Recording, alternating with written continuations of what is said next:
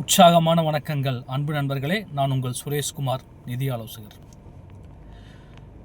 ஒரு விதையை விதைக்கும் பொழுதே இது முளைக்குமா முளைக்காதா அப்படிங்கிற சந்தேகம் யார் ஒருவருக்கு வருகிறதோ, கண்டிப்பாக அந்த விதையை அவர் விதைச்சதுக்கு அப்புறமா அவர் பராமரிக்கிற அந்த செயல்லையும் பெருசாக ஈடுபாடு காட்ட மாட்டார்.